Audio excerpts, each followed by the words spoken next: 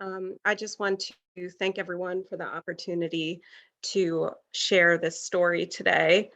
Um, it's my honor to see so many friends and colleagues and guests from near and far, and some family members, especially my father, Richard August, and my uncle, Bob August, who were able to come today.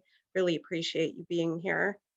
Um, so some people have been asking me what my background is, and I am actually in a museum called Yad Vashem, which is in Israel. It's a Holocaust memorial museum there, and this is their Hall of Names.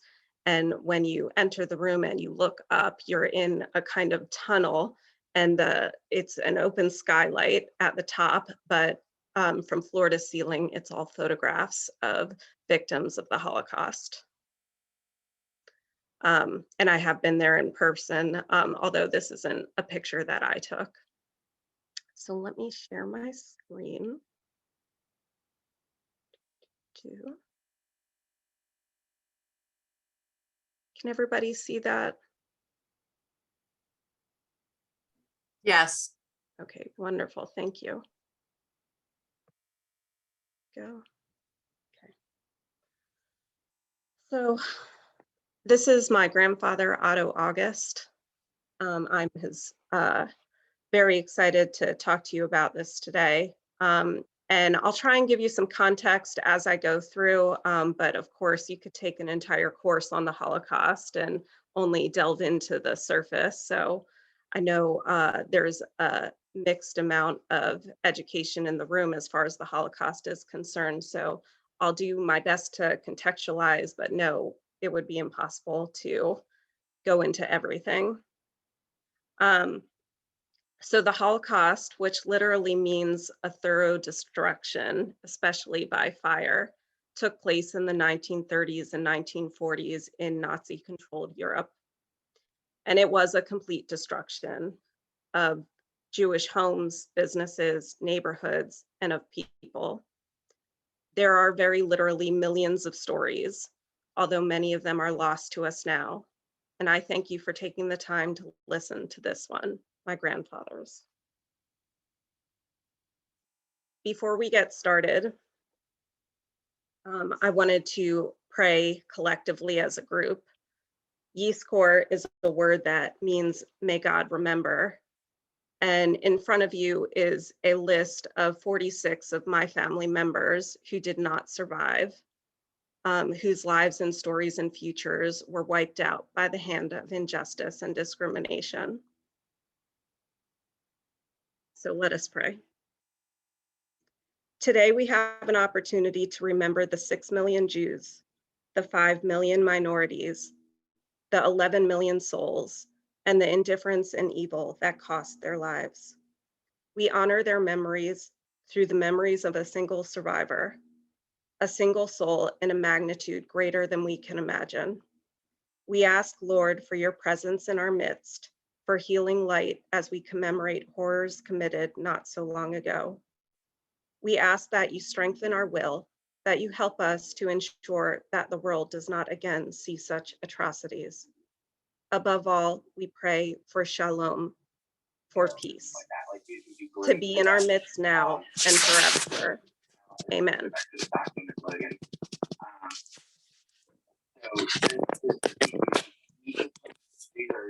Hey, can we mute? Brian, are you able to mute people who aren't muted? Yeah. Thank you. Thank you. So by his early 20s, my grandfather, Otto August, had already been a German citizen, a subject stripped of that citizenship, a concentration camp prisoner, a Holocaust survivor, an immigrant, a soldier in the US Army, and an American citizen. Oh, by the way, that quote at the bottom is by Elie Wiesel, and he is a wonderful author. He wrote a small book called The Night, and I think there is also another one in that series. It's about 100 pages. It takes a few hours to read. And if you haven't read it, I highly recommend reading his account and his story.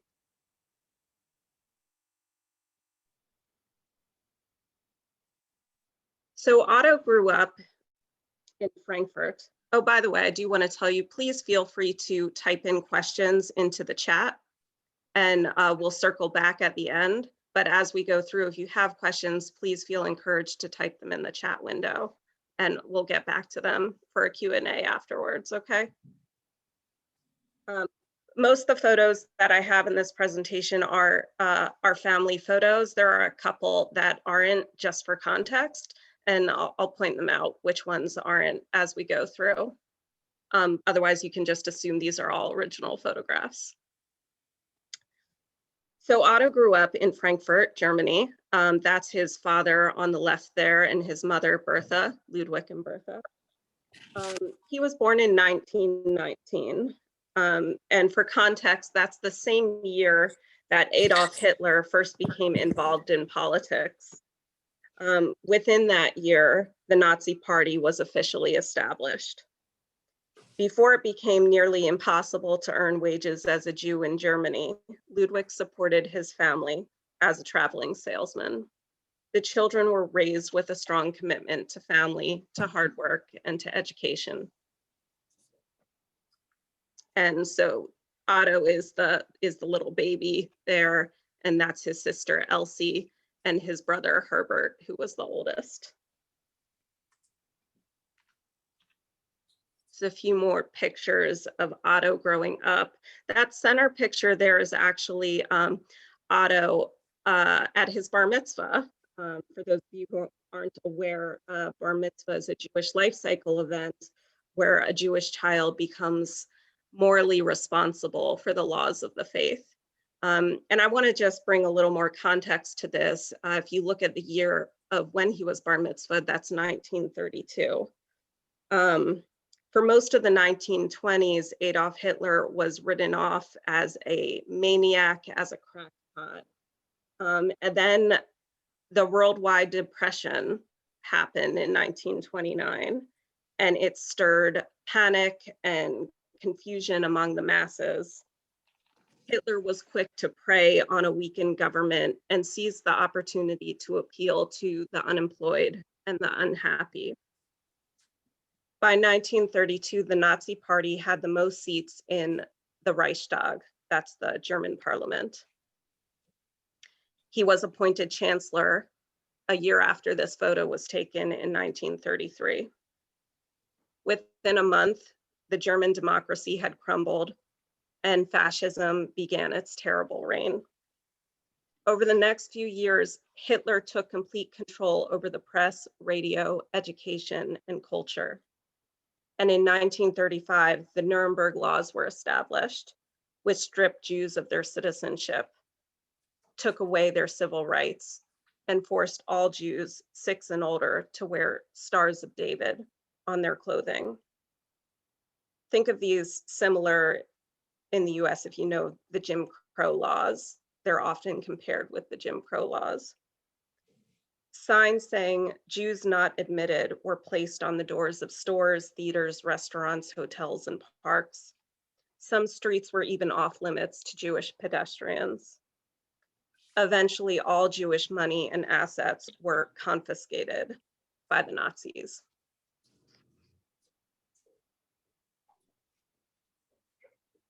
So Otto's eldest sibling, Herbert, fled early in the war to Portugal in order to escape capture.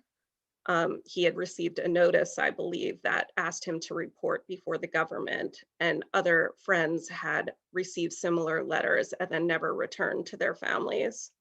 So when he received his letter, he felt it was time to flee. Portugal was an obvious choice for refuge, as no visa or paperwork was required at the time. His parents, Bertha and Ludwig, who, if you look in the top right-hand corner, you see that arrow there, that's Ludwig, and behind him is his wife, Bertha. They left for Portugal and followed and went to stay with Herbert shortly thereafter. This was Otto and his sister Elsie's last view of their father, for Ludwig died just a few short years later in Portugal. Otto wouldn't see Herbert again for, gosh, about 36 years, when he came to the US to attend Otto's oldest son's wedding, when my parents got married.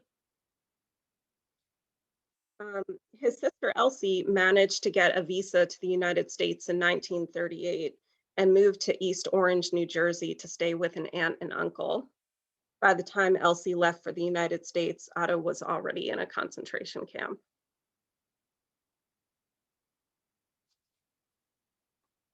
So by 18, Otto had completed high school and business school. While in school, he also completed a 3-year apprenticeship in a large export company in Frankfurt. His education was extremely important to him, and he made the decision in 1937 to attend a farming school for Jewish boys and stay in Eastern Germany. He left abruptly on November 9th, 1938, Kristallnacht. The Nazis came onto the premises and arrested Otto and all the other students. The school was shut down, and Otto and the others were taken directly to Buchenwald concentration camp. And you can see my grandmother, who organized these photos for us, marked him out in that bottom left-hand corner so you could see him. These are not our photos, but some contextual photos from the Jewish Virtual Library.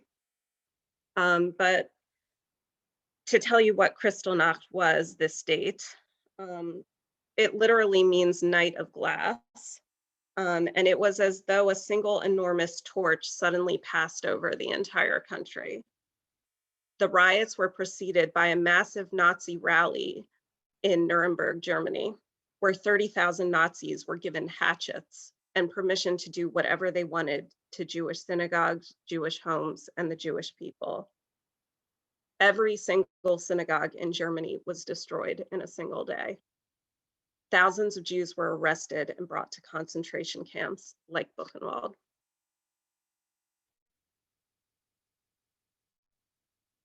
Again, these are not family photos.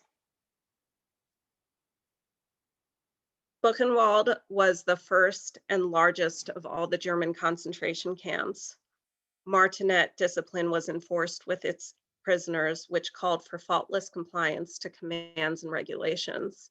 The population there rapidly increased after Kristallnacht, where Jewish men aged 16 to 60 were arrested and incarcerated. It wouldn't be long before every Jew, regardless of age or gender, would be hunted for imprisonment. These pictures on the right show roll call at Buchenwald, which is where the prisoners are lined up in rows of 10 and are counted. The SS, the guards, the Nazi guards, watch as the prisoners are counted, and if there are any discrepancies, they restart the process over and over again. There were days where they would have to stand for hours on end, and even the dead were expected to be present and accounted for.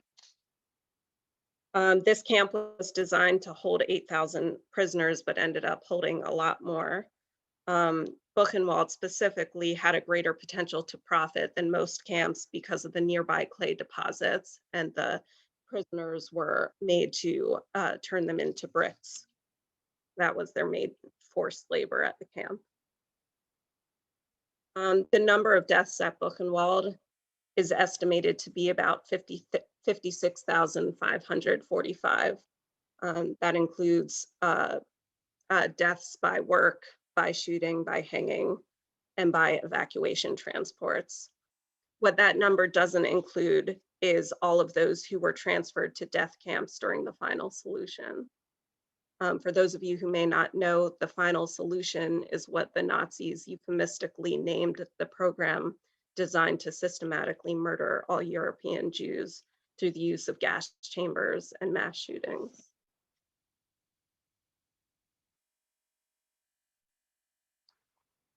Otto was in the camp for about 11 months.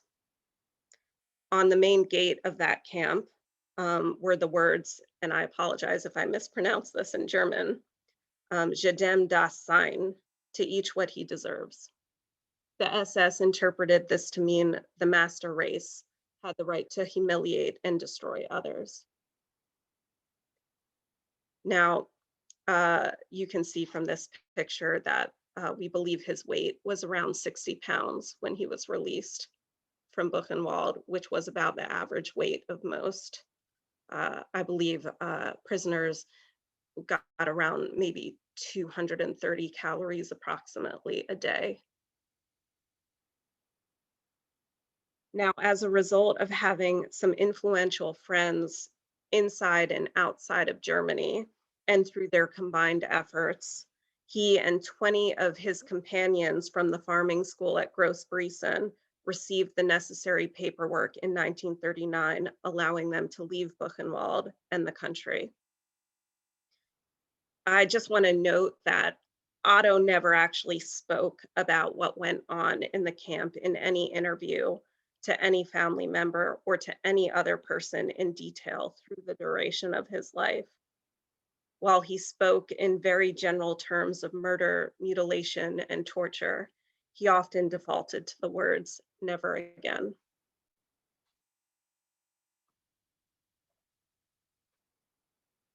So by this special permit, he and the others from the farming school were sent to a Dutch agricultural camp in Holland, which was organized by a Jewish association. This is not our photo. I don't have any photos from that time period of his life, but one pulled from Wikipedia about this organization, which I believe was the Committee for Jewish Refugees, probably one of the most powerful refugee organizations of the war. The committee largely decided which of the refugees could remain in the Netherlands, and the others were generally returned to Germany, unfortunately. For the ones who stayed, however, they were able to get direct financial aid and assistance with employment and even further emigration.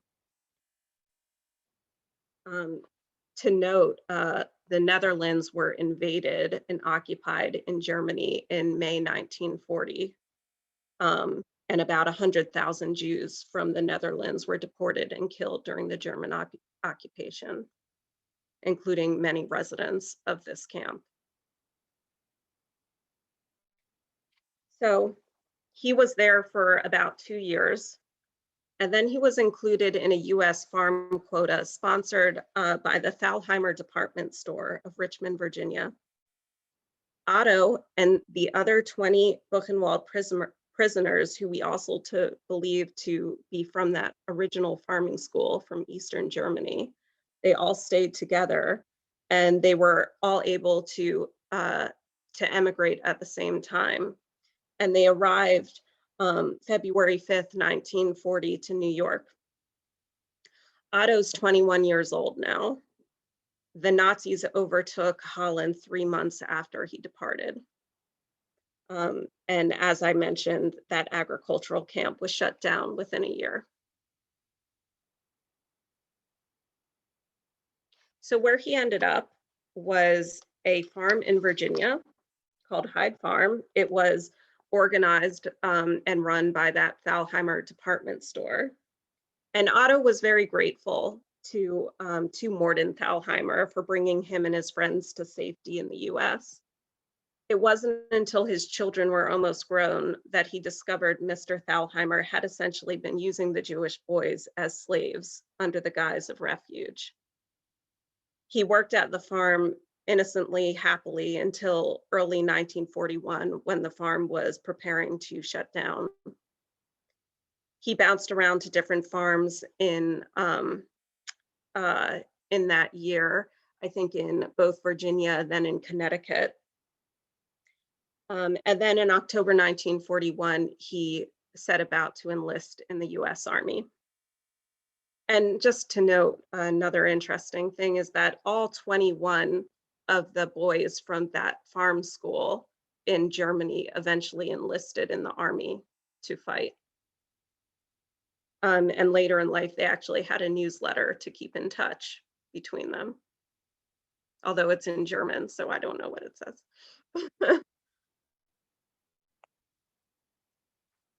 Let's see. So Otto's 22 now. I know he's getting so old.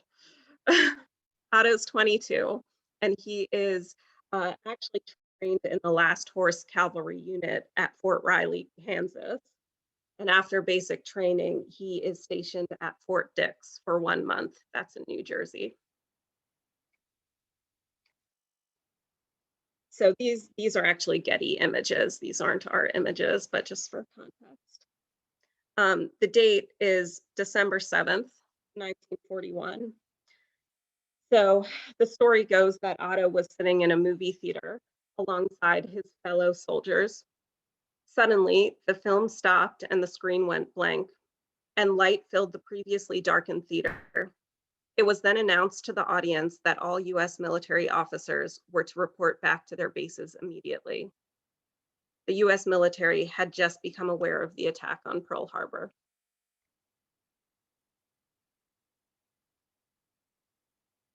So now at 23, Otto was desperate to get back to Europe, but that was not in the cards for him immediately. Instead, he was stationed in Puerto Rico at the Panama Canal Defense in 1942, and he served 2.5 years there, mostly in clerical positions. Otto loved his time in the Army here, but he was, to be honest, frustrated by the lack of action he was seeing. He thought surely at least his ability to speak fluent German would be more useful on the front lines of the war. It was during this period that Otto served as message center chief for a period of 1 month.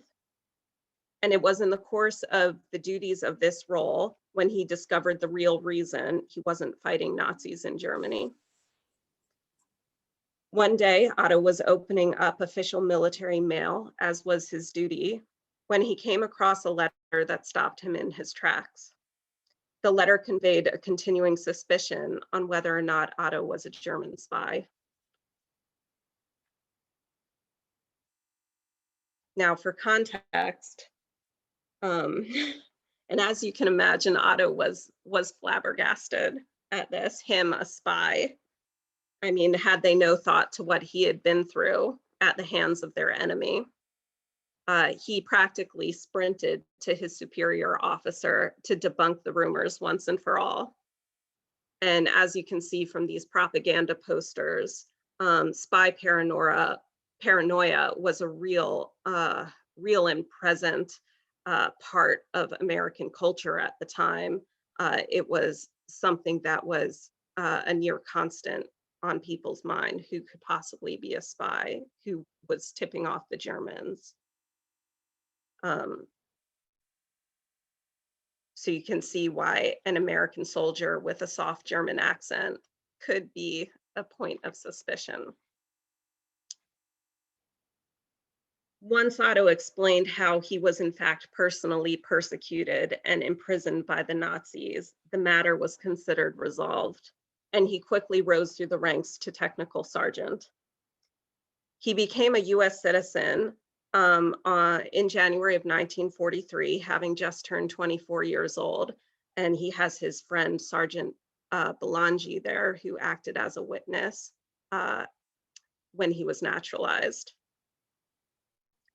Otto was featured in the Puerto Rico World Journal later that year.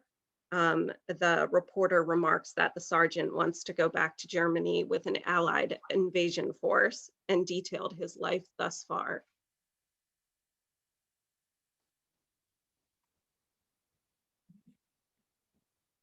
So in 1944,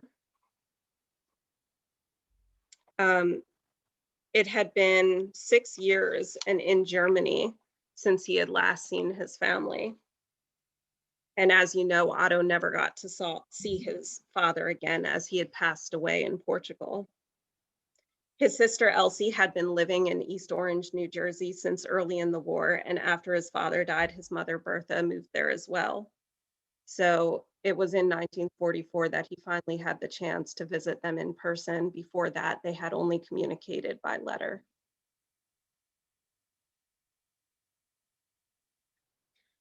He had taken up legal residence there while he was waiting to hear back from the Military Intelligence Training Center in Fort Ritchie, Maryland, which he did get admitted to. He graduated there as Master Sergeant on April 13th, 1945. And then finally, he was sent back to Europe with his intelligence team. He was actually a field interrogator. By the way, that's him on the left in the picture. He was a field interrogator in the Mobile Field Interrogation Unit. And in fact, we know that he was the interrogator for at least one of the Nazis who was later sentenced to hang after the world-renowned Nuremberg trial. He was in England and then in Paris until the end of the war in May. Of course, I think they were finally making use of the fact that he could speak fluent German. So.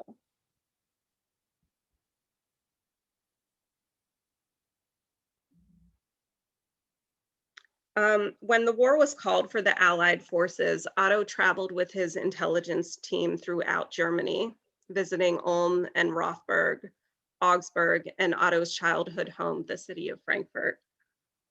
So you can see from the pictures, it was just a massive destruction. And these are Otto's pictures that he took.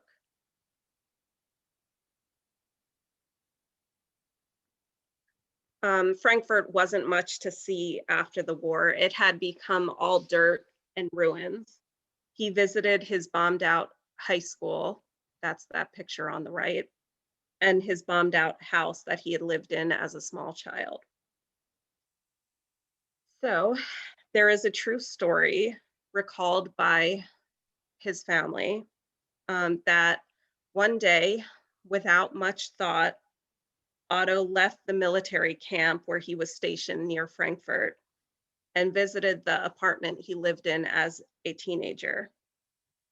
He arrived to a locked door.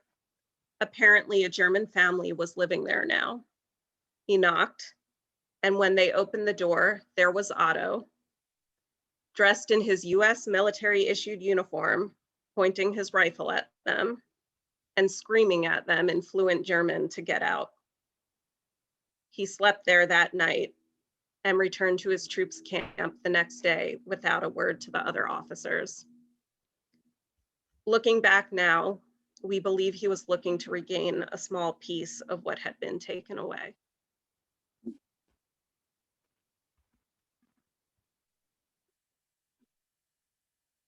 He came home on a troop ship, and those are the actual pictures that his family took of him arriving home. And he was honorably discharged as Master Sergeant in October of 1945, and then stayed with his mother, Bertha, in New Jersey following the war.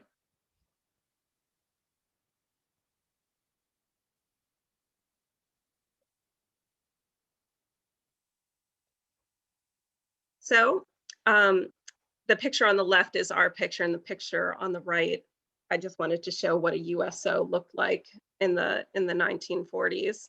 But he met my grandmother, Maryland, at a USO club. That's a United Service Organization club. In 1946, she was working there as a hostess, and they married the following year. I believe those are their engagement photos. They used to do those painted photos before there were color photographs.